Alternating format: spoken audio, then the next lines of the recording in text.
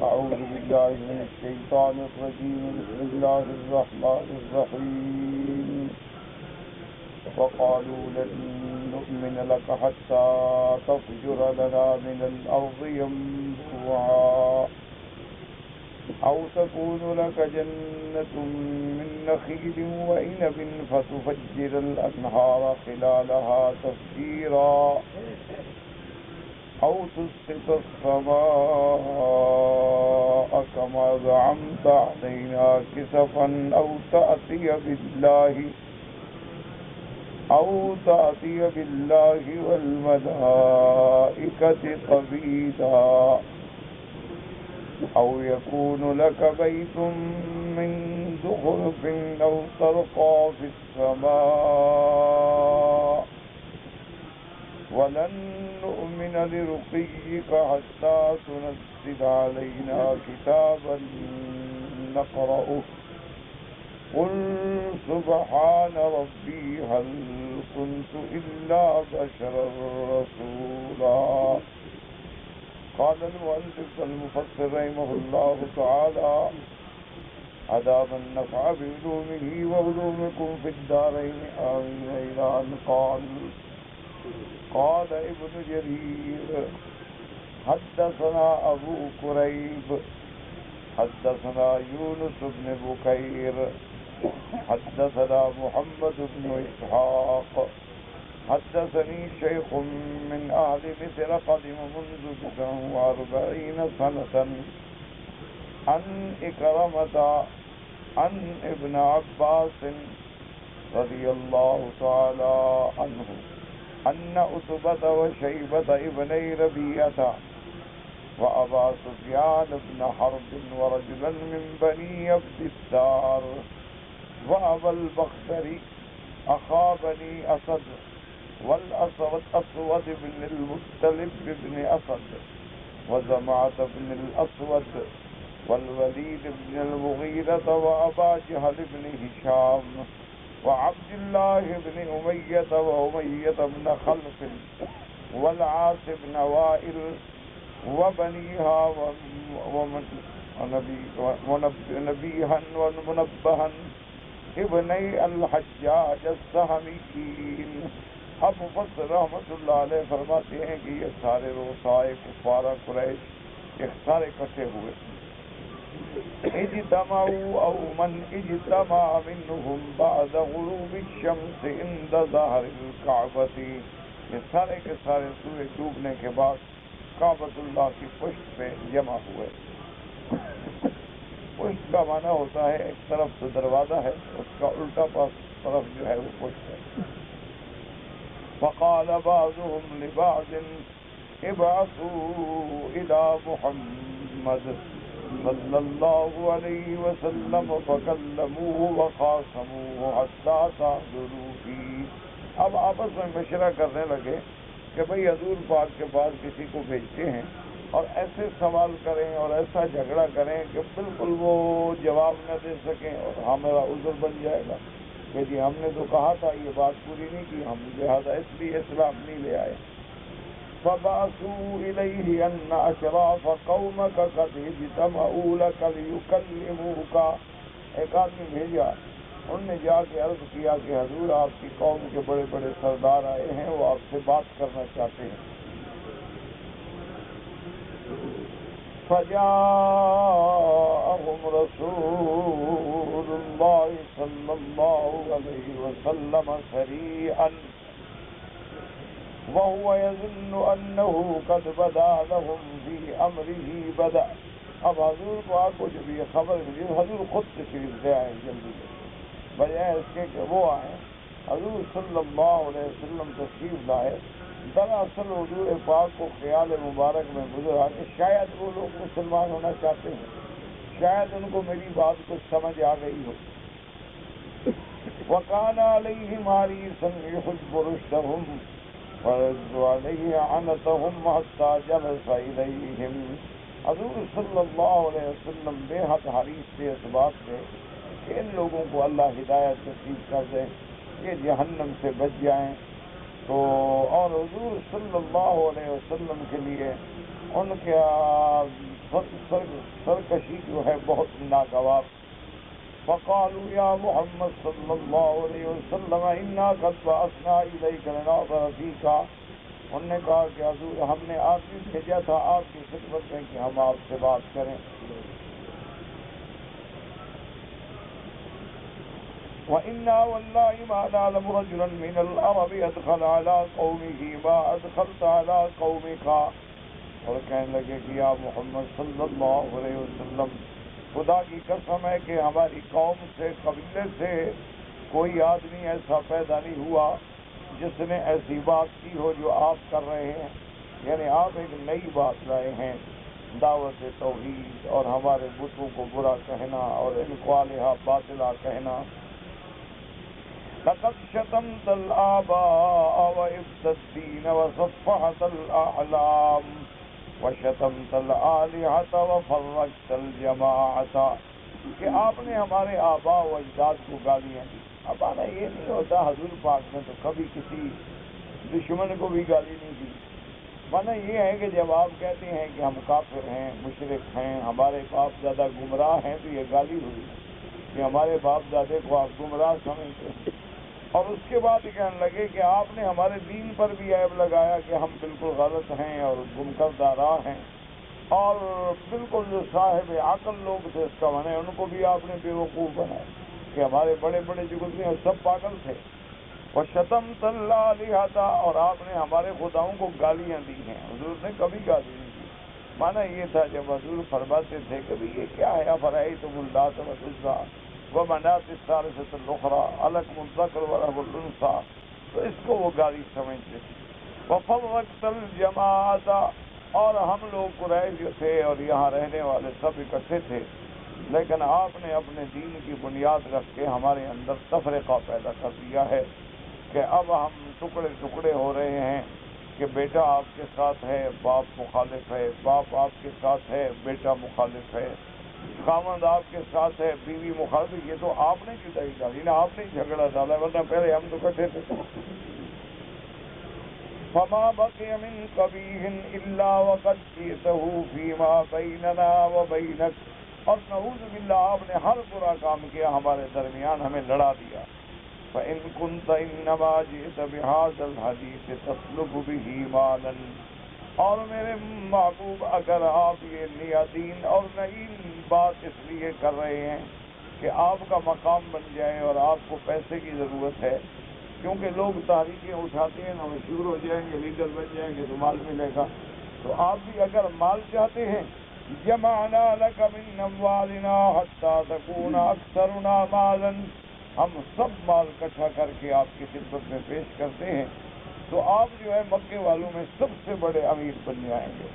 وَإِن كُنْتَ تَطْلُبُ إِنَّمَا تَطْلُبُ الشَّرَفَ فِينَا سَوَّدْنَاكَ عَلَيْنَا، اور اگر تم یہ چاہتے ہو کہ بھی مجھے بھی سردار بنا لیں تو ہم آپ کی سرداری تسلیم کرنے کے لیے تیار ہیں. وَإِن كُنْتَ تُرِيدُ مَلِكًا مَلَّكْنَاكَ عَلَيْنَا، اور اگر ایک نیا نعرہ دے کر تم بادشاہ بننا چاہتے ہو تو ہم آپ کو بادشاہ بنانے کے لیے بھی تیار ہیں. وَإِن كَانَ هَذَا الَّذِي يَأْتِيكَ بِمَا يَأْتِيكَ رَئِيًّا تَرَاهُ قَدْ غَلَبَ عَلَيْكَ وَكَانُوا يَسْمُونَ التَّابِعِينَ مِنَ الْجِنِّ أَوَيْ فَرُبَّمَا كَانَ ذَلِكَ بَذَلْنَا أَمْوَالَنَا فِي التَّرْبِيَةِ حَتَّى نُبْرِئَكَ مِنْهُ وَنَنظُرَ فِيكَ. اور کہنے لگے کہ یا رسول اللہ، آپ جو فرماتی ہیں کہ مجھ پہ وحی آتی ہے، قرآن اترتا ہے، شاید یہ جن کا اثر ہو، وہ جن آپ کے پاس آتا ہو اور وہ جن آپ پہ غالب آ کے یہ باتیں کرواتا ہو. اگر ایسی بات ہے تو آپ بتائیں، ہم پھر پیسے اکٹھے کر کے آپ کا علاج کراتے ہیں. ہم کوشش کریں گے کہ آپ کو جن سے چھٹکارا مل جائے، نہ تو کم از کم ہم تو اپنی حد تک آپ کا خدمت کریں گے، نہ تو ہم پھر معذور ہوں گے اس کے بعد. اللہ اکبر. فقال رسول اللہ صلی اللہ علیہ وسلم ما فيما تقولون ما جئتكم بما جئتكم به اطلب اموالكم ولا الشرف فيكم ولا الملك عليكم ولكن الله بعثني اليكم رسولا. وأنزل علي كتابا وأمرني أن أكون لكم بشيرا ونذيرا. آپ دیکھیں حوصلہ دیکھیں میرے محبوب کا، یہ ساری باتیں حضور پاک نے سمجھی. آج کسی مولوی سے کہو سنے گا، لیکن یہ اللہ کے پیغمبر کا علم ہے، اللہ کے پیغمبر کا مقام ہے کہ دشمن سامنے کہہ رہے ہیں اور جھوٹ کہہ رہے ہیں لیکن حضور سن رہے ہیں. جب انہوں نے بات ختم کی تو اب حضور نے فرمایا، آپ نے فرمایا سنو بات، ما بیما تقولون، جو تم کہہ رہے ہو نا غلط کہہ رہے ہو، مجھ کو ان چیزوں میں سے کوئی چیز نہیں. ما جئتکم بما جئتکم بہ، میں جو دین لے کے آیا ہوں میں اس لیے نہیں لے آیا کہ تم سے مال حاصل کروں، نہ کچھ سرداری حاصل کروں، نہ تم پہ اقتدار حاصل کروں، مجھے ان چیزوں کی کوئی ضرورت نہیں ہے. وَلَكِنَّ اللَّهَ بَعَثَنِي إِلَيْكُمْ رَسُولًا، میرے اللہ نے مجھے رسول بنا کے بھیجا ہے، اور میرے اللہ نے کتاب نازل کی ہے، اور میرے اللہ نے مجھے حکم دیا ہے کہ میں بشیر و نذیر بنوں، ایمان لانے والوں کو خوشخبری دوں اور کفر کرنے والوں کو ڈراؤں. فَبَلَّغْتُكُمْ رِسَالَاتِ رَبِّي وَنَصَحْتُ لَكُمْ، میں نے اللہ کا پیغامات پہنچا دیے، تم کو نصیحت کر دی. فَإِن تَقْبَلُوا مِنِّي مَا جِئْتُكُمْ بِهِ فَهُوَ حَسْبُكُمْ فِي الدُّنْيَا وَالْآخِرَةِ، اگر تم اس بات کو قبول کر لو جو میں لے کے آیا ہوں تو پھر تمہارا یہ دنیا میں بھی کامیابی اور آخرت میں بھی کامیابی. وَإِن تَرُدُّوهُ عَلَيَّ أَصْبِرْ لِأَمْرِ اللَّهِ حَتَّى يَحْكُمَ اللَّهُ بَيْنِي وَبَيْنَكُمْ، اور اگر تم انکار کرتے ہو، اگر تم ٹھکراتے ہو اور میرے دین کو قبول نہیں کرتے ہو، میں صبر کروں گا اللہ کے حکم کا، اللہ آپ کے اور میرے درمیان میں آ کر فیصلہ فرما دیں گے. او کما قال رسول اللہ صلی اللہ علیہ وسلم تسلیما، فقالوا یا محمد صلی اللہ علیہ وسلم فإن كنت غير قابل منا ما أردنا عليك فقد علمت أنه ليس أحد من الناس أضيق منا بلادا ولا أقل مالا ولا أشد عيشا منا، فاسأل لنا ربك الذي بعثك بما بعثك به فليسير عنا هذه الجبال التي قد ضيقت علينا. اب اس کے بعد وہ کہنے لگے کہ محمد مصطفیٰ صلی اللہ علیہ وسلم، اگر یہ چیزیں جو ہم نے آپ پہ پیش کی ہیں آپ ان کو قبول نہیں فرماتے ہیں تو آپ جانتے ہیں کہ اس وقت دنیا میں جو حالات ہیں باعتبار شہر کے سب سے تنگی میں ہیں، باعتبار مال کے سب سے تنگی میں ہیں، باعتبار معیشت کے سب سے شدید شکار معیشت ہیں. تو آپ اپنے رب سے سوال کریں، اس جس نے آپ کو رسول بنایا ہے، کہ یہ پہاڑ جو ہیں ہم سے ہٹا دیں، ان کی وجہ سے مکے کی زمین جو ہے تنگ ہو گئی ہے اور بالکل ایک چھوٹی سی وادی رہ گئی ہے، اگر یہ پہاڑ ہٹا دیے جائیں وَلْيَبْسُطْ لَنَا بِلَادَنَا، اور ہمارا شہر کھل جائے گا، وَلْيُفَجِّرَ فِيهَا أَنْهَارًا كَأَنْهَارِ الشَّامِ وَالْعِرَاقِ، اور جیسے شام اور عراق میں نہریں بہتی ہیں اللہ یہاں مکے میں بھی نہریں چلا دے. وَلْيَبْعَثْ لَنَا مَنْ مَضَىٰ مِنْ آبَائِنَا، اور ہمارے باپ دادا جو مر گئے ہیں ان کو بھی دوبارہ زندہ کر کے کھڑا کریں، ان کو بھی واپس لائیں. وَلْيَكُنْ فِي مَنْ يُبْعَثُ لَنَا مِنْهُمْ قُصَيِّ بْنُ کِلَابٍ، اور سب سے پہلے ہمارے دادا جو قصی ابن کلاب مر گئے ہیں ان کو دوبارہ زندہ کریں، آپ ان کو دوبارہ لائیں کیونکہ وہ بڑا سچ بولنے والا آدمی تھا. فَنَسْأَلُهُمْ عَمَّا تَقُولُ حَقٌّ هُوَ أَمْ بَاطِلٌ، پھر ہم اپنے اس بزرگ سے پوچھیں گے کہ آپ جو دین اسلام لائے ہیں وہ سچ ہے یا غلط ہے. فَإِن سَمِعْتَ مَا سَأَلْنَاكَ وَصَدَّقُوكَ صَدَّقْنَاكَ وَعَرَفْنَا بِهِ مَنزِلَتَكَ عِندَ اللَّهِ وَأَنَّهُ بَعَثَكَ رَسُولًا كَمَا تَقُولُ، اور اگر آپ نے ایسا کیا اور ہمارے بزرگوں کو دوبارہ زندہ کر لیا اور ہم نے ان سے سوال کیا، انہوں نے آپ کی نبوت اور رسالت کی تصدیق کر لی، تو پھر ہم بھی تصدیق کریں گے اور ہم بھی آپ کی اللہ کے ہاں جو مرتبہ منزلت ہے پہچان لیں گے، اور ہم یہ بھی مان لیں گے کہ اللہ نے آپ کو رسول بنا کے بھیجا ہے۔ فقال لهم رسول اللہ صلی اللہ علیہ وسلم ما بهذا بعثتم انما جئتكم من عند الله بما بعثني به فقد بلغتكم ما ارسلت به اليكم فان تقبلوه فهو حظكم في الدنيا والاخره وان تردوه علي اصبر لامر الله حتى يحكم الله بيني وبينكم۔ حضور پاک نے فرمایا کہ مجھے اللہ نے اس لیے نہیں بھیجا کہ میں تمہارے مردے زندہ کروں اور ان سے اپنے بارے میں تصدیقیں کرواؤں کہ میں سچا نبی ہوں۔ مجھے اللہ نے جو دین دے کے بھیجا ہے، مجھے اللہ نے جو شریعت دے کے بھیجی ہے، میں نے تمہیں پہنچا دی۔ اللہ کی توحید کی دعوت جو ہے میں نے پہنچا دی ہے۔ فَإِن تَقْبَلُوهُ فَهُوَ حَسْبُكُمْ، اگر قبول کر لو گے، اگر کفر و شرک چھوڑ کے اللہ کی توحید کا اقرار کر لو گے تو تم دنیا اور آخرت میں اپنا نصیب پا جاؤ گے، اور اگر تم نہیں مانو گے، رد کرو گے، اصبر لامر اللہ، میں اللہ کے حکم کا انتظار کروں گا، حتی یحکم اللہ بینی و بینکم، حتیٰ کہ اللہ تبارک و تعالیٰ میرے اور تمہارے درمیان میں فیصلہ فرمائیں گے۔ قالوا فإن لم تفعل لنا هذا فخذ لنفسك وصل ربك أن يبعث ملكا يصدقك بما تقول فيراجعنا عنك فتسأله فيجعل لك جنات وكنوزا وقصورا من ذهب وفضة ويغنيك بها ما نراك تبتغي فإنك تقوم بالأسواق وتلتمس المعاش كما نلتمسه حتى نعرف فضل منزلتك من ربك إن كنت رسولا كما تزعم۔ کہنے لگے کہ اچھا حضور، اگر آپ یہ ہماری بات ہی نہیں مانتے تو چلو آپ ہمارے لیے نہ باغ لگوائیں، اپنے لیے تو اللہ سے مانگے نا، تاکہ آپ کو اللہ تبارک و تعالیٰ فرشتہ بھیجے جو آ کر آپ کی نبوت کی تصدیق کرے اور ہمارے سوالات کے جواب دے، اور اللہ سے سوال کرے، اللہ آپ کے لیے باغات، خزانے، محل سونے چاندی کے بنا دے، اور اللہ پاک آپ کو غنی کر دے، اللہ تبارک و تعالیٰ آپ کو اس تنگی سے نکال لے۔ اب تو آپ بازار میں جا کے محنت کرتے ہیں، تجارت کرتے ہیں، اپنی روزی تلاش کرتے ہیں جیسے ہم تلاش کرتے ہیں۔ اگر یہ چیزیں اللہ نے آپ کو دے دی تو پھر ہمیں پتہ لگ جائے گا کہ واقعی اللہ نے آپ کو رسول بنا کے بھیجا ہے۔ اگر ایسا نہ ہوا تو پھر ہم آپ کی تصدیق نہیں کریں گے۔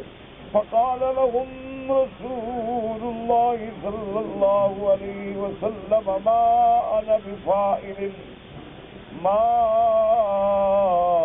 انا بالذی يسأل ربه هذا وما بعثت الیکم بہذا۔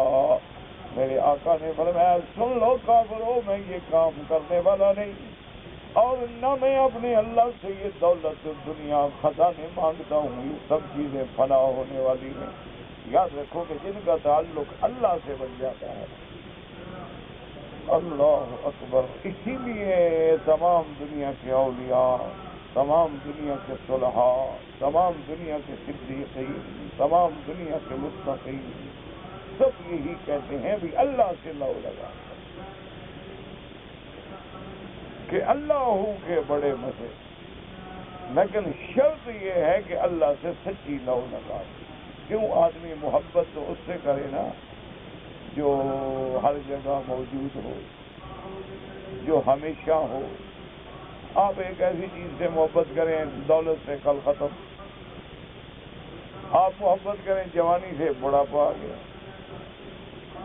آپ محبت کریں کسی حسین لڑکے سے وہ بڈھا ہو گیا، آپ جناب محبت کریں کسی خوبصورت لڑکی سے شادی کروں لاکھوں تباہ کر دی، ماں باپ سے لڑے، انجام جو پوری ہو گئی تو گلے پڑ گئی، اب جناب شکل دیکھنے سے بھی بھاگتا ہے، کیا گلے میں بڑی ہر وقت بک بک کر رہی ہے۔ اور آپ نے دنیا تو اصل محبت تو اللہ سے کریں جو ہر وقت ہے، دائم ہے، قیوم ہے، حی ہے، باقی ہے، اور جس پہ کبھی فنا نہیں۔ نہ ایمان سے کہیں آپ بہت بڑے کروڑوں پتی ہوں، جب مریں گے کیا ساتھ لے جائیں گے؟ یہ کوٹھیاں، ایئر کنڈیشن، گاڑیاں، کاریں شاریں سب قبر میں ساتھ جائیں گے۔ آپ بہت بڑے آدمی ہیں جی، آپ کے پاس یہاں محلات ہیں اور گاڑیاں اور کاریں اور شوفر اور ڈرائیور اور مالی اور گن مین اور نوکر، یہ سارا سب ٹھاٹھ پڑا رہ جائے گا جب لاد چلے گا بنجارا۔ یہ سب یہاں پڑا رہے گا، اب قبر میں تو اکیلے جاؤ تو اس کی محبت لے جاؤ نا جو وہاں بھی موجود۔ وَهُوَ مَعَكُمْ أَيْنَمَا تم جہاں ہو وہ اللہ ہے۔ کیا مانا؟ معیت علمی کے ساتھ، معیت نصرت کے ساتھ، تو پھر محبت تو اس سے کرو نا جو ساتھ نہ چھوڑے، اس سے کیا محبت جو ساتھ چھوڑ جائے؟ وہ اپنا لکھا ہے کہ ایک آدمی کسی اللہ والے کی خدمت میں گیا اپنی اصلاح کرانے کے لیے، تو جب وہاں جا کے رہا ایک دن اتفاق سے خانقاہ سے یا لنگر سے یا مدرسہ جو بھی تھا جہاں رہتا تھا، باہر نکلا تو ایک خوبصورت لڑکی نکلی، دیکھا تو پاگل ہو گیا۔ بس اللہ معاف کرے، دعا کرے کہ اللہ ہر مسلمان کو، ہر نوجوان کو، ہر انسان کو اس فتنے سے بچائے۔ سب سے بڑا فتنہ جو ہے وہ عورت ہے، اور اگر تم صرف اس سے بچ جاؤ نا تو باقی ساری منزلیں طے ہو جائیں۔ جس دن تم اس سے بچ جاؤ گے نا کہ اپنی نظر کو گناہوں سے بچا لو، اسی دن اللہ کا نور دل میں آنا شروع ہو جائے گا۔ اور جب تک یہ نہیں ہوتا لاکھ نمازیں پڑھتے ہو کچھ بھی نہیں، لاکھ طواف کرو، ٹکرے مارو، کچھ بھی نہیں۔ ایک اصول یاد رکھو، لوگ حیران ہوتے ہیں میں اتنا قرآن پڑھتا ہوں، طواف کرتا ہوں، نفل پڑھتا ہوں، تہجد پڑھتا ہوں، لیکن جی وہ لذت نہیں، وہ حلاوت نہیں، وہ کشف نہیں، وہ طبیعت میں جاذبیت نہیں، وہ کچھ دل کے اندر نور نہیں، سرور نہیں۔ بات کیا ہے؟ یہ لاکھ پڑھتے رہو۔ ہمارے کلمے کی ابتدا ہے لا الہ الا اللہ، پہلے لا الہ ہے، پھر کیا ہے؟ یعنی پہلے غیر اللہ کی نفی کرو تو پھر اللہ کا، تو جیسے غیر اللہ کی نفی نہ کرو تو اس بات کرو صرف مسلمان ہو جاؤ۔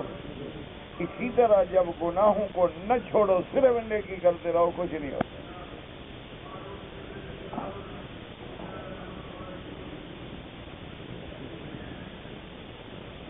لاکھ طواف کرو، ایک نظر پڑ گئی کسی عورت پہ، گیا طواف، خاک ہو گیا۔ لاکھ نمازیں پڑھو، جناب گزری طرح آنکھ پھرکائی تو یعلم خائنۃ الاعین، اللہ فرماتے بدبخت میں تیری آنکھ کے حرکت کو دیکھ رہا ہوں، کھڑے نماز میں اور دیکھو ادھر رہے عورت کو۔ اللہ اکبر۔ اچھا، شیطان بھی ایسا خبیث ہے کہ ہر بندے کو عورت کے چہرے میں مبتلا کرتا ہے۔ یار دیکھو کیسا رنگ ہے، دیکھو کیسی آنکھیں ہیں، دیکھو کیسے خوبصورت بال ہیں، دیکھو کیسا قد ہے کہ قہر ٹوٹا ہے، کیا حسین اور دراز بوٹا ہے۔ تو اس میں وہ ڈالتا ہے، نیچے نہیں لے آتا، نیچے گٹر لائن میں بعد میں پہنچائے گا۔ کیوں؟ نیچے تو گند ہے، گٹر ہے، پیشاب پخانا ہے، اور کیا ہے؟ ہاں، اور کوئی چیز آپ کو ملتی ہو تو مجھے بتائیں۔ نیچے تو وہی گٹر لائن ہے، بجاری ہے، پیشاب پخانے کے گزرنے کا رستہ ہے۔ اسی لیے ہے نا کہ زنا العین النظر، آنکھ کا زنا جو ہے وہ نظر کسی پہ ڈالنا ہے۔ بس ایک مسئلہ یاد رکھ لو فقیر کا، ہم نے بھی فقیروں بزرگوں کے سنی ہوئی کہہ رہے ہیں، ہماری کیا بات ہے، ہم تو جاہل ہیں۔ کہ جس دن اس بیماری سے اپنے آپ کو بچا لو نا جی، کہ کسی غیر محرم پہ، کسی لڑکے پہ، کسی امرد پہ، کسی حسین لڑکی پہ، کسی بد نظری سے اپنے آپ کو روک لوگے نا جس دن، اسی دن دل میں نور ایمان کی حلاوت شروع ہو جائے۔ تجربہ کر لو، خاص کنگن کو عارفی کیا ایک ہفتے کے لیے ذرا قسم کھا کے تجربہ کر لو، پھر دیکھو کہ نماز میں لطف آ گیا کہ نہیں آ گیا۔ ورنہ یہ ٹکریں بھی مارتے رہو اور حسینوں کو بھی تاڑتے رہو تو یہ معاملہ یہ 50-50 ہے، ادھر کیا ادھر کیا، ادھر کیا ادھر کیا، شام کو معاملہ برابر، جیسے بدھو آئے تھے ویسے گھر کو چلے گئے، آئے تھے حرم نماز پڑھنے، لوگوں کی لڑکیاں دیکھ دیکھ کے گھر چلے گئے، آئے تھے حجر اسود پہ اور نظر عورت کے چہرے پہ، طواف میں پھر رہے ہیں جناب اور مقابلہ عورتوں سے کر رہے ہیں، وہ کیسے تیز چل رہی ہے، وہ کیسے سیدھی چل رہی ہے، وہ کیسے ایسے چل رہی ہے، وہ کیسے یوں چل رہی ہے، کیا ملے گا بھائی؟ اس سے تو بہتر ہے کہ ستون کے پیچھے بیٹھ کے اپنے سر ٹکر مار کے پھاڑ ڈالو۔ بس یہ چیزیں ہیں، جب تک یہ نہ ہو خوش نہیں ہوتا ہے، اس لیے یہ دنیا ہے فانی۔ اللہ کے پیغمبر جو ہیں وہ باقی کے متلاشی ہیں، وہ فانی کو چاہتے نہیں، دنیا کی حیثیت ہی نہیں ان کے نزدیک، کیونکہ اللہ نے فرمایا ہے کہ لو کانت الدنیا عند اللہ قدر جناح بعوضۃ، اگر مچھر کے پر کے برابر بھی دنیا کی کوئی حیثیت ہوتی، اللہ کبھی دشمنوں کو پانی کا گھونٹ بھی نہ دیتے۔ کوئی دشمنوں کو اچھی چیز دیتا ہے؟ کافر اللہ کے دشمن ہے، اللہ ان کو پھر دنیا کیوں دیتا، کیوں مال دیتا، کیوں طاقت دیتا ان کو؟ یہ دنیا کچھ بھی نہیں، فانی ہے، الدنیا ملعون وما فیہا الا ذکر اللہ۔ حضور نے فرمایا دنیا جو ہے یہ تو ملعون چیز ہے، جو کچھ اس میں ہے وہ بھی ملعون ہے، صرف اللہ کا ذکر ہے، یا عالم ہے، متعلم ہے، علم ہے، پڑھنے والا پڑھانے والا، بلکہ بعض اقوال میں تو یہ بھی آتا ہے الدنیا جیفۃ، کہ دنیا کی مثال ایسے ہے جیسے مردار جانور پڑا ہو نا، تو مردار جانور کے پیچھے کون جاتا ہے؟ طالبھا کلاب، کتے جا کے کھاتے ہیں، یہ ہے دنیا۔ اچھا، اور یہ ایسی بدبخت ہے جو پیر، جو مولوی، جو ذمہ دار، جو صنعت کار اس کے پیچھے بھاگا نا، وہ ساری زندگی بھاگتا ہی رہا، اور جس نے اس سے رخ موڑ لیا یہ پاؤں میں پڑی رہتی ہے۔ یہ بھی کوئی ایسی بدبخت چیز ہے دنیا کہ منہ موڑ لو پیچھے آئے گی، اس کے پیچھے جو آگے دوڑے گی۔ اس لیے ہمیشہ یاد رکھا، انہوں نے فرمایا کیا کہہ رہے ہو، میں اللہ سے دولت مانگوں، پیسہ مانگوں، دنیا مانگوں، کیوں؟ مجھے تو نہیں چاہیے۔ اللہ نے حضور کو اختیار بھی دیا، آپ چاہیں تو ہم پہاڑ سونے کے بنا کے چلا دیں، مجھے نہیں چاہیے۔ پھر اللہ بس اتنا کافی ہے، ایک دفعہ مل گیا تیرا شکر ادا کیا، نہ ملا صبر کر، تو زیادہ کی ضرورت ہے۔ ایمانداری کی بات ہے، میں آتا ہوں نا حرم میں تو وہ سیڑھیوں سے جب ہم چڑھ رہے ہوتے ہیں نا تو بعض بندے وہاں سیڑھیوں میں، بعض سیڑھیوں سے نیچے چٹائی بچھا کے، غریب بیچارے، کوئی مسافر، کوئی بے وطن، کوئی غریب الوطن، جن کا گھر نہیں، در نہیں، جگہ نہیں، وہاں پڑے ہوتے ہیں، ایسی مزے کی نیند سوتے ہیں، میں دیکھ کے حسرت کرتا رہتا ہوں، یار ایسی نیند مجھے بھی کبھی آئے گی۔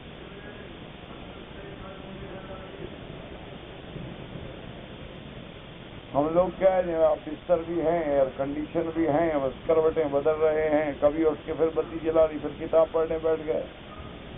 ہاں البتہ شیطان ایک ہے کہ قرآن حدیث پڑھو پھر نہیں جلدی آ جاتی، گولی کھانے کی ضرورت نہیں پڑتی۔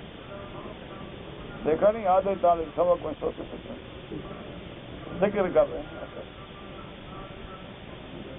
ان کے آگے 1 کلو لڈو رکھ دو غوث ہو جائے، 1 کلو مٹھائی لا کے رکھ دو پھر غوث ہو جاؤ، تم سو جاؤ میں کھاتا ہوں، مجھے آدھا جناب ہاتھ ہی آنے دے۔ تو قرآن میں کیوں سو جاتا ہے؟ بس آ جاتا ہے پکڑا ہوا بیچارہ بیٹھ گیا ماشاءاللہ، جیسا پاگل استاد پڑھانے والا ویسے شگل، نہ یہ ولی بنے نہ میں ولی بنا، جیسے یہ تھے ویسے میں رہا۔ بس ایک نقل ہے، کبھی نقلی چیز بھی اصلی سے قیمت میں بک جاتی ہے۔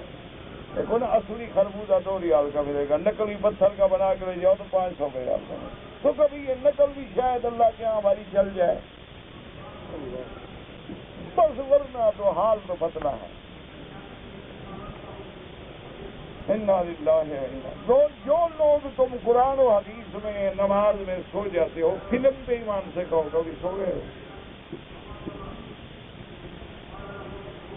اچھا، ٹھنڈے دل سے خدا کے کعبے میں بیٹھے ہو، آج سے جوانی میں 30 سال پہلے جو تم نے فلم دیکھی تھی، اس فلم سٹار کا چہرہ ابھی بھی آنکھیں بند کرو تو سامنے آتا ہے کہ نہیں آتا؟ یہ اللہ رسول کے بارے میں کیوں نہیں آتا خیال؟ نہ مدینہ سامنے آتا ہے، نہ کعبہ سامنے آتا ہے۔ اچھا دیکھو، تم آنکھیں بند کرو، تمہاری بیوی کا پوری شکل تمہارے سامنے آتی ہے کہ نہیں آتی؟ آنکھیں بند کرو، اپنے بیٹے کے بارے میں غور کرو، بیٹے کی شکل تمہیں سامنے آ جاتی ہے؟ وہ کھیل رہا ہے کیسے، کتنا بڑا ہے، کون سا کپڑا پہنا ہوا ہے، شکل کیسی ہے، آنکھیں کیسی ہیں، پاؤں کیسے ہیں، بال کیسے، آتا ہے سامنے؟ لیکن یہ تصور اللہ رسول کے لیے کیوں نہیں بنتا؟ کوئی کھوٹ ہے نا دل میں؟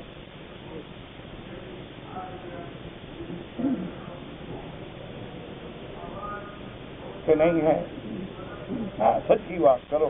ایک اندھے کو پکڑاؤ نا، نوٹ کہے گا یہ 10 کا ہے، یہ 5 کا ہے، یہ 1 کا ہے، اندھا ہے، دیکھ نہیں رہا لیکن ہاتھ لگا کے بتا دے گا۔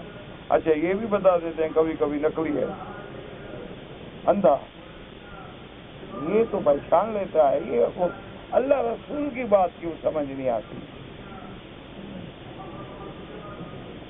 یہ پتہ تمہیں کیوں نہیں لگتا کہ امام ابو حنیفہ کا کیا مقام ہے، امام شافعی کا کیا مقام ہے، امام مالک کا کیا مقام ہے، امام احمد بن حنبل کا کیا مقام ہے، اولیاء اللہ کا کیا مقام ہے، اللہ سے تعلق جوڑنے کا کیا طریقہ ہے، اللہ والوں کے جنریٹر سے بجلی کی لائن حاصل کرنے کا کیا ضرورت ہے، وہ بلب کیسے جلے گا؟ یہ باتیں تو تمہیں سمجھ نہیں آتی۔ انا للہ و انا الیہ راجعون۔ اسی لیے حکم ہے نا، یا ایھا الذین آمنوا اتقوا اللہ وکونوا مع الصادقین۔ پہلے کیا ہے؟ اتقوا اللہ، کہ پہلے گناہ چھوڑو پھر صادقین کے ساتھ جڑو۔ گناہ جو نہ چھوڑو پھر صادقین کے ساتھ جڑو تو فائدہ کیا ہوگا؟ دیکھو نا جی، مثلا یہ اینک ہے، اس پر تم تھوڑی سی مٹی لگا دو، نظر آئے گا؟ ٹھنڈے کی اینک، ٹھیک ہے، اس پہ ہم ایک تھوڑا سا رنگ لگا دیتے ہیں، پینٹ کر دیتے ہیں، یا مٹی لگا دیتے ہیں، یا ایک ربڑ یہاں پتلا سا اور لگا دیتے ہیں، تو پھر نظر آئے گا؟ تو اس کو ہٹائیں گے تو نظر، تو جب تک دل کو صاف کر کے علماء کے پاس نہیں بیٹھو گے تو مٹی سمجھ آئے گا۔ اس پہ تو مٹی چڑھی ہوئی ہے، گناہوں کی مٹی چڑھی ہوئی ہے، زنگ لگا ہوا ہے، بدعات کا لگا ہوا ہے، شرک کا لگا ہوا ہے، فلم کا لگا ہوا ہے، عورتوں کا لگا ہوا ہے، لڑکوں کا لگا ہوا ہے، جھوٹ بولنے کا لگا ہوا ہے، حرام کھانے کا لگا ہوا ہے، تو پھر کیا کریں گے صادقین کی صحبت؟ آگے جو دروازے ہی بند ہے۔ ایک دیکھو نا، تار آ رہی ہے، اس تار پہ جب تم پلاسٹک کا ایک کاغذ لپیٹ دیتے ہو تو اب کرنٹ اس کو نہیں لگتا، اس کو ہٹا کے ننگا کرو تو فوراً آگ کا شعلہ نکلے گا۔ تم دل صاف کرو تو نور ایمان کا شعلہ نکلے، وہ تو ہے نہیں۔ پھر کہتے ہیں جی اتنا عرصہ پڑھتے رہے کوئی فائدہ نہیں ہوا۔ فائدہ کیا ہوگا؟ کچھ نہیں ہوا، اور 20 سال پڑھو کچھ بھی نہیں ہوگا۔ جناب میں تہجد پڑھتا ہوں ماشاءاللہ، اور اوابین، اشراق، نوافل، فرائض حرم میں، لیکن حضرت لذت نہیں ملتی ہے۔ وہ تہجد سے پہلے تو فلم دیکھ کے سوئے ہو تو لذت مٹی کی ملے گی۔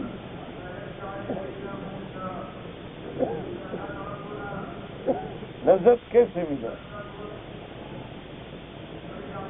جب حسین شکلیں آپ کے دماغ میں بسی ہوئی ہیں، نماز پڑھو گے تو وہی لڑکی نظر آ رہی ہے، اللہ کی طرف سے نہیں ہے۔ لڑکی بڑی خوبصورت ہے، کیا کہیں، قد کیسے اچھا، کیا کیا لذت ملے جناب۔ اللہ اکبر۔ بس ٹھیک ہے بھائی، ہم تو روتے پیٹتے رہیں گے انشاءاللہ، شاید اسی وجہ سے کبھی اللہ قبول کر لینا کل کو۔ اب دیکھیں میرے محبوب نے فرمایا کہ کیا کہہ رہے ہو، میں اللہ سے یہ چیزیں مانگوں، بالکل مجھے ضرورت ہی نہیں ہے دنیا کی، بالکل چاہیے نہیں۔ وَلَكِنَّ اللَّهَ بَعَثَنِي بَشِيرًا وَنَذِيرًا، اللہ نے مجھے بشیر و نذیر بنا کے بھیجا ہے۔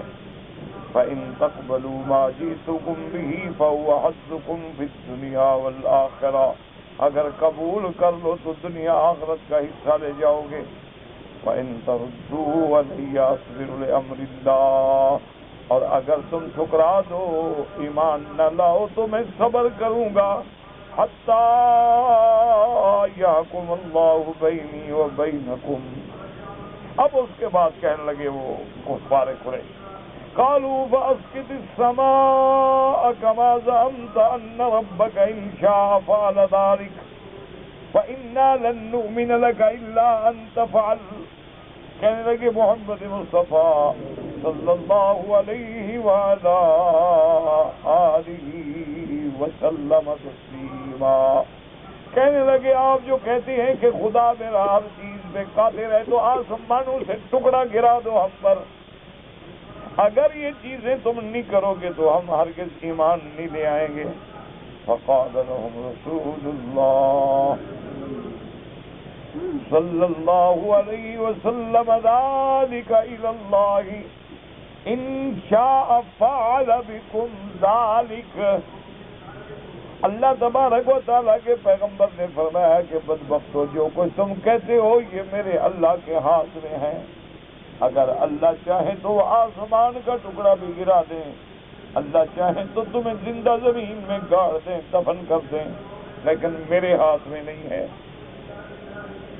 فقالوا یا محمد صلی اللہ علیہ وسلم اما علم ربک انا سنجلس معك ونسألك عما سألناك عنه ونطلب منك ما نطلب ويقسم إليك ويعلمك ما تراجعنا به ويخبرك ما هو صانع في ذلك بنا إذا لم نقبل منك ما جئتنا به فقد بلغنا أنه إنما يعلمك هذا رجل باليمامة يقال له الرحمن وإنا والله لا نؤمن بالرحمن أبدا فقد آذرنا إليك يا محمد صلى الله عليه وسلم اما والله لا نتركك وما فعلت بنا حتى نهلكك او تهلكنا۔ اب جناب وہ کہنے لگے کہ محمد مصطفیٰ صلی اللہ علیہ وسلم، کیا تیرا رب جانتا ہے کہ ہم تیرے پاس بیٹھے ہیں؟ وہ جانتا ہے، ہم جو تجھ سے باتیں کر رہے ہیں وہ سنتا ہے، ہم جو کچھ کہہ رہے ہیں وہ دیکھتا ہے، اگر ایسی بات ہے تو آ کے بات کیوں نہیں کرتا ہم سے؟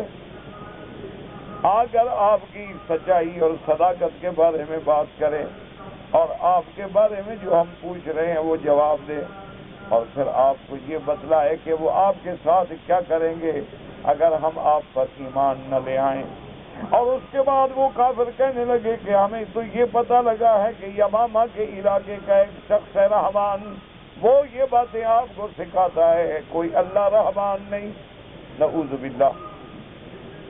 واللہ لا نؤمن بالرحمن ابدا، ہم تو رحمان پہ ایمان نہیں لے آتے، اور ہم نے اپنی طرف سے عذر کی انتہا کر دی ہے۔ اب بات یہ ہے واللہ لا نترکک وما فعلت بنا، اب بات یہ ہے کہ سن لیں محمد مصطفیٰ، ہمیں خدا کی قسم ہے ہم آپ کو نہیں چھوڑیں گے۔ اب دو نتیجے نکلیں گے، یا تو آپ ہمیں ہلاک کر دیں یا ہم آپ کو ہلاک کر دیں گے، قتل کر، ہم چھوڑیں گے نہیں اب آپ۔ وقال قائلهم، بعض ان میں سے کہنے لگے نحن نعبد الملائکۃ وہی بنات اللہ ہم تو فرشتوں کی عبادت کرتے ہیں، یہ ہم نے جو بت بنائے ہیں فرشتوں کی شکلیں ہیں، اور فرشتے جو ہیں وہ اللہ کی بیٹیاں ہیں، تو جب اللہ کی بیٹیاں راضی ہو جائیں گی تو اللہ ہم سے راضی ہو جائے گا، تو ہم تو اللہ کی عبادت کر رہے ہیں، اس کی بیٹیوں کی یہ عبادت کر رہے ہیں۔ وقال قائلهم لن نؤمن لك حتى تأتي بالله والملائكة قبيلا، اور بعض کہنے لگے کہ محمد مصطفیٰ صلی اللہ علیہ وسلم ہم ہرگز ایمان نہیں لے آئیں گے کہ یا تو اللہ خود آ کے ہمارے ساتھ بات کرے، جیسے موسیٰ علیہ السلام کی قوم نے گستاخی کی تھی، قالوا لن نؤمن لك حتى نرى الله جهرة، کہ ہم ایمان نہیں لے آئیں گے، اللہ ہمیں سامنے آ کے بات کریں پھر ہم بات کریں گے، پھر ہم غور کریں گے۔ تو وہ بھی کہنے لگے کہ ہم بالکل فلما قالوا ذلك قام رسول الله عنهم وقام معه عبد الله بن ابي اميه بن المغيرة بن عبد الله بن عمر بن مخزوم وهو ابن عمته عاتكة ابنة عبد المطلب، فقال يا محمد أرد عليك قومك ما رضوا فلم تقبله منهم، ثم سألوك لنقسم أمورا ليعرفوا بها من ذكر الله فلم تفعل ذلك، ثم سألوك أن تعجل لهم ما تخففهم به من العذاب، فوالله لا أؤمن بك حتى تتخذ إلى السماء سلما ثم ترقى فيه وأنا أنظر حتى تأتيها وتأتي معك بصحيفة منشورة ومعك 4 من الملائكة يشهدون لك أنك كما تقول۔ اللہ اکبر۔ اب یہ پڑھ تو رہے ہیں نا، غور کریں کہ جب حضور سے یہ باتیں ہوں گی تو حضور کے دل پہ کیا گزری۔ ایک تو ہے نا بس پڑھ رہے ہیں، سن رہے ہیں، ہاں ایسا ہوا ایسا ہوا ایسا ہوا۔ اللہ کے پیغمبر کو، اللہ کے نبی کو اللہ کے کعبے میں دشمن بیٹھ کے یہ کہے تو حضور کے دل پہ کیا گزری۔ اس سے سبق ملتا ہے کہ جو علماء وارث الانبیاء بنتے ہیں یا واعظ ہیں، مرشد ہیں، استاد ہیں، مدرس ہیں، دائی ہیں، حوصلہ پیدا کریں، انبیاء والا حوصلہ کیا۔ تو مخالفین تو پھر ایسی باتیں کہتے ہیں، وہ تو ایسے ایسے الزام لگاتے ہیں کہ بندہ حیران ہو جائے، سوچ ہی نہیں سکتا کہ میرے تو خیال میں بھی نہیں تھا یہ کہاں سے ڈھونڈ کے لے آئے۔ اب جناب جب حضور اٹھے تو عبداللہ ابن ابی امیہ بن المغیرہ بھی اٹھا اور عبداللہ ابن عمر ابن مخزوم بھی اٹھا۔ یہ حضور کی پھوپھی تھی عاتکہ، اس کا نام عاتکہ تھا، عبد المطلب کی بیٹی تھی، یہ اس کا بیٹا تھا۔ کہنے لگا کہ یا محمد صلی اللہ علیہ وسلم، آپ کی قوم نے آپ پر یہ چیزیں رکھی ہیں، آپ نے وہ بھی نہیں مانی۔ پھر انہوں نے کہا کہ چلو آپ اپنے لیے اللہ سے دولت دنیا چیزیں مانگیں، وہ آپ نے وہ بھی نہیں مانگی۔ پھر انہوں نے کہا کہ آپ جو اللہ کے عذاب سے ہمیں ڈراتے ہیں تو لے آؤ عذاب، آپ نے وہ بھی نہیں مانا۔ اور اب بات ایک سنیں، میں تو آپ پہ ہرگز ایمان نہیں لے آؤں گا جب میرے سامنے سیڑھی رکھیں اور آسمانوں پہ جائیں، اور پھر آسمانوں پہ میں دیکھوں کہ جب آپ واپس آئیں تو میرے آپ کے پاس وہ میرے نام کا خط اللہ کی طرف سے کتاب ہو اور 4 فرشتے گواہ بھی اتریں۔ اللہ اکبر۔ کہتا ہے یشہدون لک انک کما تقول، اور پھر کہنے لگا وَأَيْمُ اللَّهِ، مجھے اللہ کی قسم ہے، لو فعلت ذلك لظننت انی لا اصدقک، کہ اگر یہ ہو بھی جائے تو ہو سکتا ہے پھر بھی میں تصدیق نہ کروں۔ ثم انصرف عن رسول اللہ صلی اللہ علیہ وسلم وانصرف رسول اللہ صلی اللہ علیہ وسلم الى اہلہ حزینا اسفا لما فاته ممن كان سما فيه من قومه حين دعوه فلما رأى من مباعدتهم إياه، اس کے بعد وہ بھی چلے گئے اور میرے آقا سرکار دو عالم بھی غمگین ہو کے اپنے گھر میں تشریف لائے۔ آپ تو بڑی امید سے گئے تھے کہ شاید یہ ہدایت قبول کر لیں گے، لیکن ان لوگوں نے جو کچھ کیا حضور کے دل پہ بڑا صدمہ گزرا۔ لیکن یاد رکھیں اللہ پاک نے فرمایا میرا مدنی بس اتنے کہہ دو قل سبحان ربی هل كنت الا بشرا رسولا، کہہ دیں کہ میرے رب کی ذات پاک ہے، بلند ہے، جو تم چیزیں کہہ رہے ہو اللہ پاک ہر چیز سے، ہر صفت نقصان سے پاک ہیں، اور میں اللہ کا رسول ہوں، یہ ساری چیزیں میرے ہاتھ میں نہیں ہیں۔ اللہ چاہیں تو ظاہر کر دیں، اللہ چاہیں تو ظاہر نہ کریں، اور آپ اپنی دعوت توحید پہ جمے رہیں۔ حضور صلی اللہ علیہ وسلم نے پھر یہ جواب دیا انشاءاللہ، جیسا کہ اگلی آیات میں ہم پڑھیں گے، اللہ کو منظور ہے۔ کہتا ہے جی کہ عشاء کے بعد مجھے 4 منٹ بالکل، جب بھی عشاء کے بعد انشاءاللہ میں یہیں آ جاؤں گا انشاءاللہ العزیز، بالکل ملے۔ کہتا ہے جی کہ میں جدے میں رہتا ہوں، حج سے کچھ دن پہلے میں مکہ مکرمہ میں آ گیا، اور میں نے حج کا احرام جو ہے مکے سے باندھا، آپ کو احرام جدے سے باندھنا تھا، اور اگر کوئی مجبوری تھی تو پھر بھی آپ ایسا کرتے کہ حد حرم سے باہر جا کر احرام باندھتے، لیکن آپ نے وہ نہیں کیا، تو اس کا نتیجہ یہ ہے کہ اب آپ پر ایک دم پڑ گئی، ایک بکری دم ادا کریں، حج آپ کا ٹھیک ہو گیا۔ کہتے جی کہ اگر ہم نے نماز پڑھی ہے تو اس کا ثواب 1,00,000 ہے۔ میرا بھائی، حدیث میں ذکر صرف نماز کا ہے، باقی کسی عبادت کا ذکر نہیں ہے، لیکن اصول یہ ہے دین میں کہ ایک چیز کا ذکر کیا جاتا ہے، باقی چیزیں ساری اس پہ محمول ہوتی ہیں۔ جیسے آ گیا نا، من یؤمن باللہ والیوم الآخر، جو اللہ پر ایمان لائے اور آخرت پر ایمان لائے، تو اگر رسول پر ایمان نہ لائے تو کیسے مسلمان ہوگا؟ تو میں نے اول آخر کا ذکر آ گیا، باقی ساری چیزیں درمیان میں آئی۔ تو جب نماز کی عبادت پہ 1,00,000 ملتا ہے تو گویا ہر عبادت پہ 1,00,000 ملتا ہے۔ ہم روزہ رکھیں گے، قرآن پڑھیں گے، طواف کریں گے، اللہ کی رحمت سے سب پہ 1,00,000 کا ثواب ملے گا۔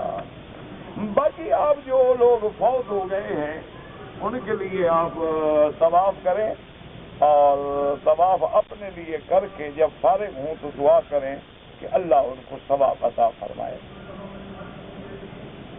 اولئک الذین طبع اللہ علی قلوبہم، بھائی قرآن ہے، میں نے عرض کیا یہ آیات ہیں، یا تو آپ تفسیر ابن کثیر کی جس آیت پہ میں نے درس دیا تھا، قرآن میں جتنی آیتیں ہیں طبع اللہ سے، ختم اللہ علی قلوبہم وعلی سمعہم، اولئک الذین طبع اللہ علی قلوبہم وسمعہم، انا جعلنا علی قلوبہم اکنۃ ان یفقہوا وفی آذانہم وقرا۔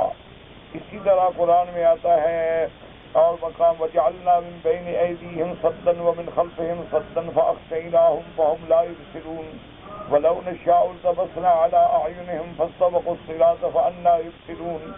تو یہ ساری آیتیں امام قرطبی نے لکھا ہے کہ مجھ پر جب دشمنوں نے زمین اللہ کی تنگ کر دی تو پھر یہ آیتیں پڑھ کے ہر طرف دم کر کے میں پھرتا رہتا تھا، اور اللہ میری حفاظت کرتے تھے، اور دشمنوں کو میں نظر نہیں آتا تھا۔ تو بہرحال اللہ عالم، قرآن کی آیتیں ہمارا ایمان ہے۔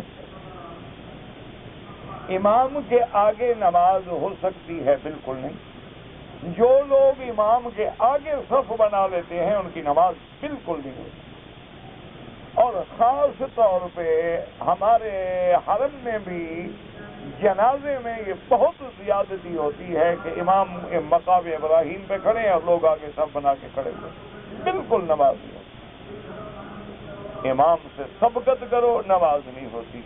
یعنی امام نے اللہ اکبر کہا بھی رکوع میں نہیں کیا، تم پہلے چلے جاؤ۔ امام نے سجدے سے سر نہیں اٹھایا، پہلے اٹھا لو، پھر بھی نماز نہیں ہوگی۔ اسی طرح امام کے آگے کھڑے ہو جاؤ، پھر بھی نماز نہیں ہوگی۔ تو یہ خیال رکھا کرے، ہٹ جائے، ایک تکبیر جاتی ہے چلی جائے، لیکن پیچھے جا کے نماز پڑھے۔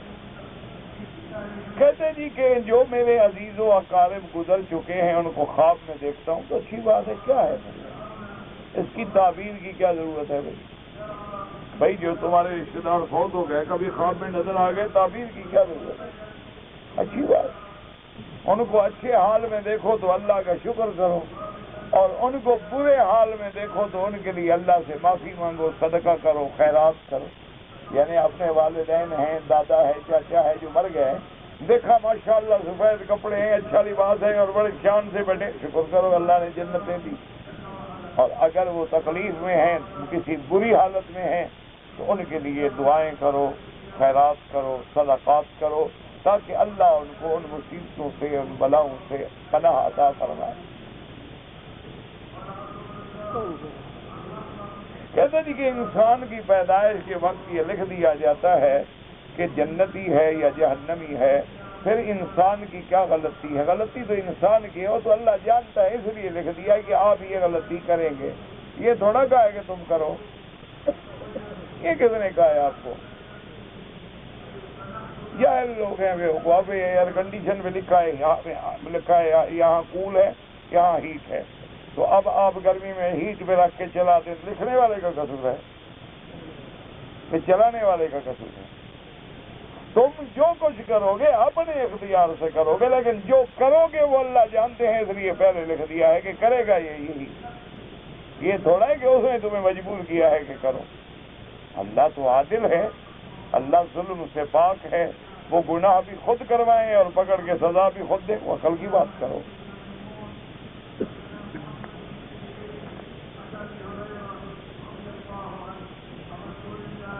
کہتے جی کہ جب ہم مدینہ منورہ میں جائیں ہیں اور حضور صلی اللہ علیہ وسلم کے روضہ مبارک پہ کھڑے ہوں تو بالکل سامنے کھڑے ہو کے سلام پڑھیں، الصلاۃ والسلام علیک یا رسول اللہ، کیونکہ حدیث میں ہے کہ جو آدمی حضور کی مواجہہ میں آ کے سلام پڑھے وہ حضور سنتے ہیں، اس لیے وہاں خطاب کی اجازت ہے۔ اور اگر دور سے پڑھیں تو پھر درود پڑھیں کہ اللہ پہنچائیں، اللہم صلی علی محمد وعلی آل محمد کما صلیت علی ابراہیم۔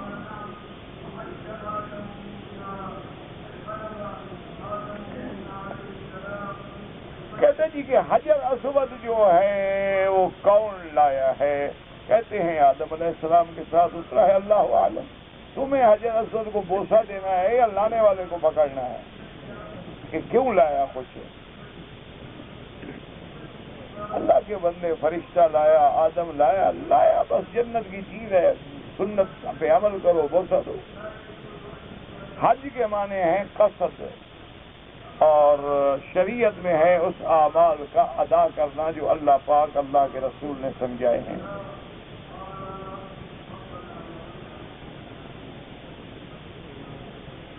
یہ نہیں پتا آپ نے کیا، ایک آدمی کہا میں بھی ایک دکان گیا، مال لایا، وہ بھی مال لایا، پتہ نہیں کیا لکھا ہے آپ نے، کوئی پتہ نہیں۔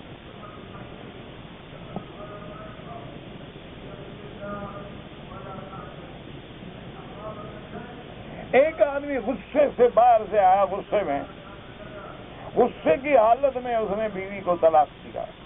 اب وہ کہتا ہے مجھے پتہ نہیں کہ میں نے کتنا طلاق دیا اور غصے میں دیا تھا، تو کوئی محبت میں کبھی طلاق دیتا ہے؟ بے وقوف آدمی جب بھی طلاق دے گا غصے میں دے گا، خوش ہو کے بھی کبھی کسی نے طلاق دی ہے؟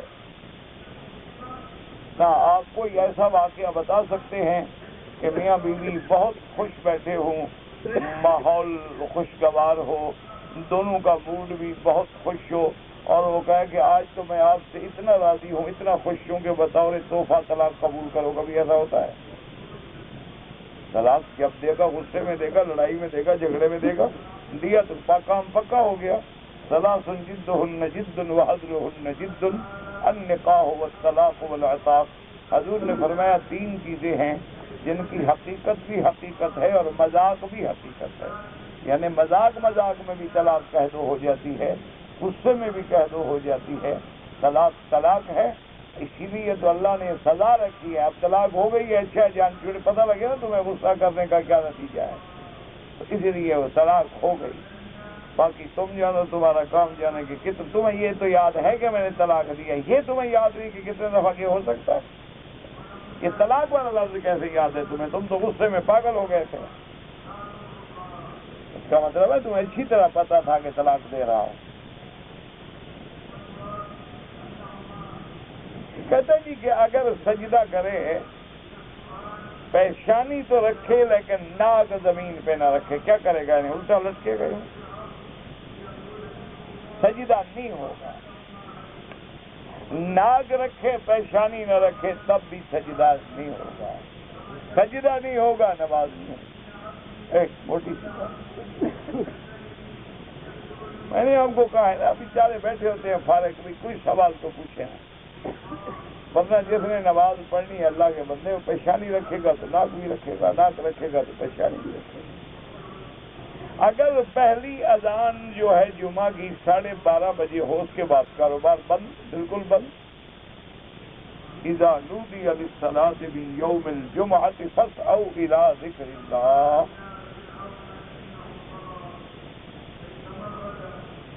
ایک آدمی مدینہ شریف آتا جاتا ہے، اگر میرا بھائی دیکھو نا ٹیکسی ڈرائیور ہے یا کام ہے یا کمپنی کا کام ہے، ڈیوٹی ہے، اس کے لیے ہر دفعہ عمرہ ضروری نہیں.